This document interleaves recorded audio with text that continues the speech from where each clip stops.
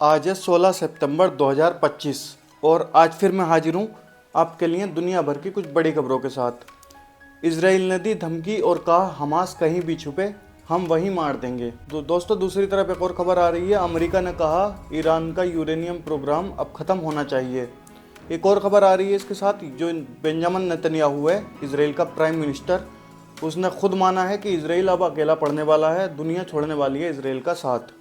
दोस्तों एक और खबर आ रही है। आईडीएफ चीफ जो है इजराइल डिफेंस फोर्स का जो चीफ है, उसने मंत्रियों पे, जो इजराइल के मंत्री हैं उन पे चिल्लाते हुए कहा जंग बढ़ाने से बेहतर है कि बंधकों को छुड़ाने की डील करो। ये सारी टॉप की बड़ी खबरें जो हमने आपके सामने हेडलाइन रखी हैं दोस्तों, ये सारी बड़ी बड़ी खबरें जो आज एक एक करके मैं आपके सामने सारी खबरें रखूँगा।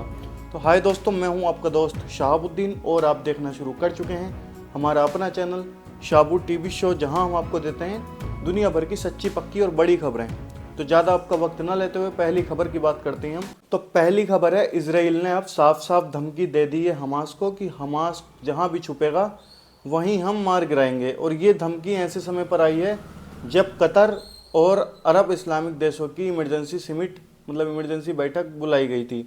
सवाल ये उठता है कि अब कतर भी जंग का मैदान बनने वाला है। चलिए मैं आपको पूरी डिटेल से खबर बताता हूँ, पूरी तफसील से बताता हूँ आखिर क्या बोला है और क्या खबर है ये।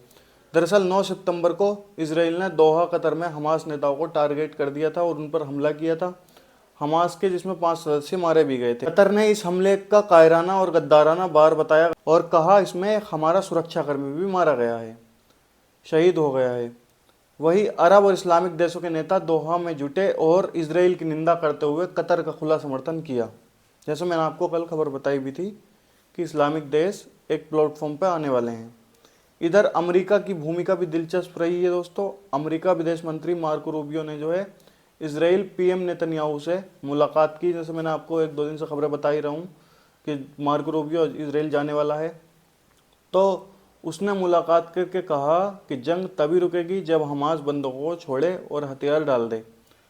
दोस्तों ये एक तरफा बात करते हैं, हालांकि इस पीछे कितने ही बोलें कितने ही कुछ करें, लेकिन अंदर से ये इजराइल के साथ हैं। अमेरिका बात तो शांति की कर रहा है लेकिन इजराइल की सख्त पॉलिसी को भी सपोर्ट कर रहा है।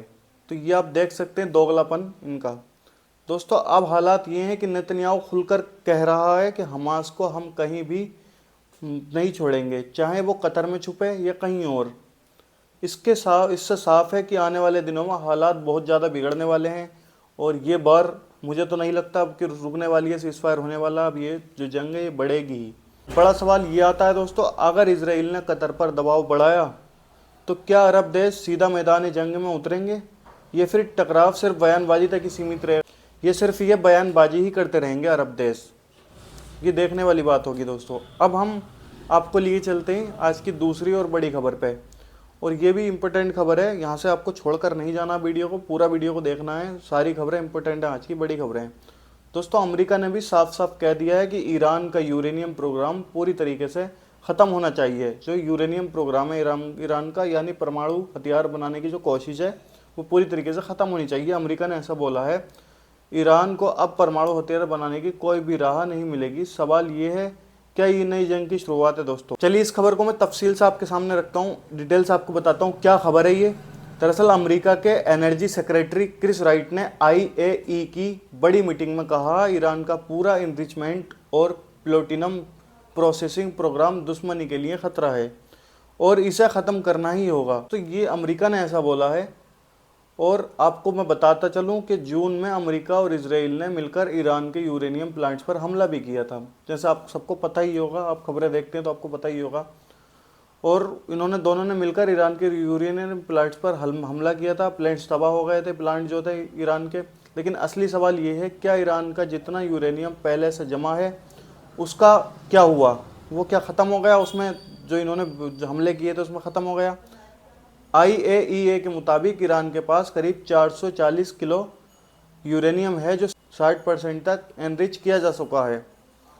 अगर इसे और बढ़ा दिया जाए तो करीब 10 परमाणु बम बनाने के लिए काफ़ी है।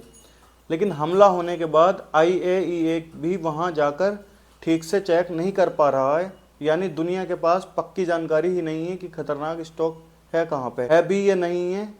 क्या हुआ इसका कोई अभी तक कोई सुराग नहीं है दोस्तों। तो अमेरिका का कहना है कि ईरान का पूरा परमाणु रास्ता जड़ से उखाड़ना पड़ेगा। तो दोस्तों असली सवाल ये है, क्या ईरान इतनी आसानी से पीछे हट जाएगा, या फिर अमेरिका और इसराइल को एक और बड़ा हमला करना पड़ेगा, या ये जंग और दोबारा होने वाली है अमेरिका और ईरान या फिर इसराइल और ईरान के बीच में। यानी आने वाले दिनों में हालात गर्म होने वाले हैं, ऐसा देखने को मिल सकता है इन खबरों के मुताबिक जो मैं आपको बता रहा हूँ। दोस्तों अब मैं आपको ले चलता हूँ आज की तीसरी बड़ी खबर पर। ये भी काफ़ी इंपॉर्टेंट खबर है। लगभग 2 साल से चल रही गाजा जंग पर अब इजराइल का पीएम नेतन्याहू जो है उसने खुद मान लिया है, खुद कबूल कर लिया है कि इजराइल सालों तक अंतर्राष्ट्रीय अलगाव यानी आइसोलेशन झेल सकता है। मतलब कई सालों तक उसे अकेला रहना पड़ सकता है, आइसोलेशन झेलना पड़ सकता है। क्या इजराइल दुनिया से कटने जा रहा है? चलिए मैं आपको पूरी डिटेल से खबर बताता हूँ, क्या मामला है इस खबर का, क्या है ये खबर। नेतन्याहू ने फाइनेंस मिनिस्ट्री की कॉन्फ्रेंस ली, उसमें कहा इजराइल को अब खुद पर निर्भर रहना पड़ेगा, अपनी अर्थव्यवस्था और हथियार उद्योग का अपने दम पर खड़ा करना होगा। मतलब कि हथियार जो हैं अपने खुद के बनाने पड़ेंगे, अपने खुद के ऊपर निर्भर रहना पड़ेगा। कोई बाहर से कोई चीज़ खरीदने में पैसा जाता है तो इसलिए इसने बोला अपने आप को खुद से ही ये सब कुछ करना होगा। और उसने कहा हम एंथेस और सुपर स्पोर्टो दोनों होंगे, यानी एक तरफ मजबूत इकोनॉमी और दूसरी तरफ खतरनाक सैन्य ताकत, उसने ये कहा इस कॉन्फ्रेंस में। दरअसल फ्रांस, ब्रिटेन, स्पेन, इटली और कई यूरोपीय देशों ने गाजा जंग को लेकर इजराइल पर हथियार प्रतिबंध लगाया है। हालांकि अमेरिका ने ऐसा कोई बैन नहीं लगाया अभी तक, और उल्टा दूसरों को भी चेतावनी दी है कि वो इजराइल पर रोक ना लगाएं। अमेरिका जो है वो देख सकते हैं आप दोस्तों कैसे दोनों जो है इजराइल के पीछे खड़ा है जेनोसाइड्स में, जो गाजा पर जुल्म हो रहा है तो उसके पीछे खड़ा हुआ है इजराइल के। लेकिन जंग अब तक की सबसे लंबी और महंगी साबित हो रही है, सबसे लंबी जंग बन रही है। इसी बीच संयुक्त राष्ट्र और दुनिया भर के इजराइल पर जनहंसार जेनोसाइड्स के आरोप लग रहे हैं, जिन्हें इजराइल खारिज करता है कि ये जेनोसाइड्स नहीं है। और साफ साफ पूरी दुनिया जेनोसाइड्स बता रही है, लेकिन इजराइल खारिज करता है कि जेनोसाइड्स नहीं है। खुद इजराइल की जनता, बंधक परिवार, यहाँ तक कि सेना भी जंग बढ़ाने के खिलाफ है, वो भी जंग बढ़ाना नहीं चाहते। लेकिन नेतन्याहू पीछे हटने को तैयार ही नहीं है। नेतन्याहू बात करने के लिए तैयार ही नहीं है कि नहीं हम बात नहीं करेंगे, हम जंग करेंगे।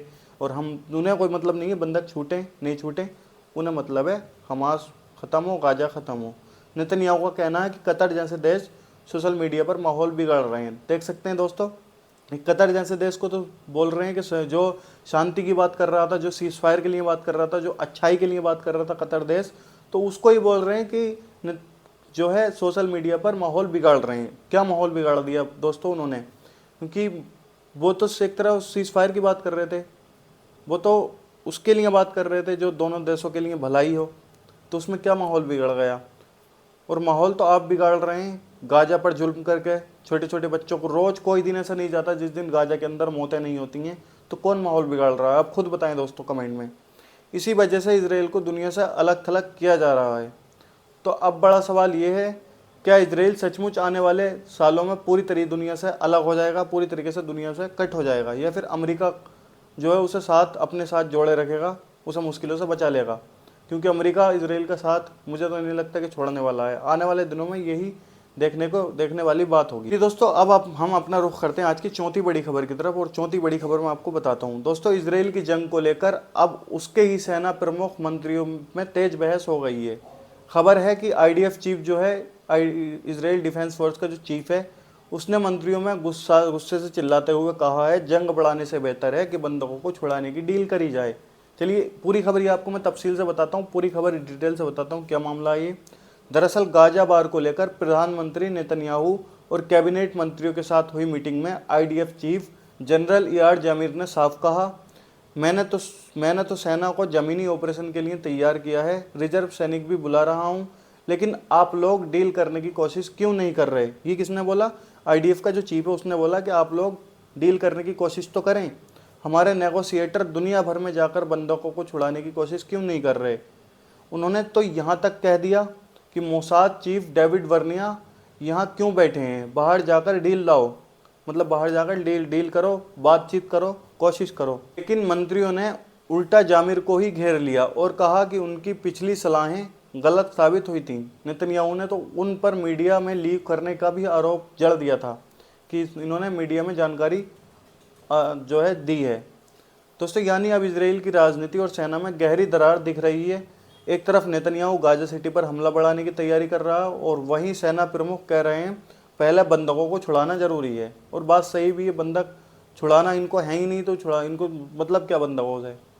इनको सिर्फ जंग बढ़ानी है, जंग चलानी है, आगे हमास से लड़ना है और गाजा को तबाह करना, कब्जे में लेना, बस इनका ये मकसद है दोस्तों। अब बड़ा सवाल ये है कि इजराइल अपने ही अंदरूनी मतभेदों की वजह से जंग में और ज़्यादा फंस जाएगा या फिर वाकई कोई डील होकर बंधक रिहा हो पाएंगे, ये देखने वाली बात होगी। दोस्तों ये थी आज की कुछ बड़ी खबरें जो एक एक करके हमने आपके सामने सारी खबरें रखी हैं। हम बताते हैं आपको वो सच जिसे दिखाना बहुत ज़रूरी है। अगर आप भी सच्चाई देखना चाहते हैं और दुनिया की हालात को अपनी असली नज़रों से देखना चाहते हैं, समझना चाहते हैं, तो जुड़ जाइए हमारे चैनल के साथ, सब्सक्राइब कर लीजिए हमारे चैनल को सच देखने के लिए, सच सुनने के लिए और सच को फैलाने के लिए।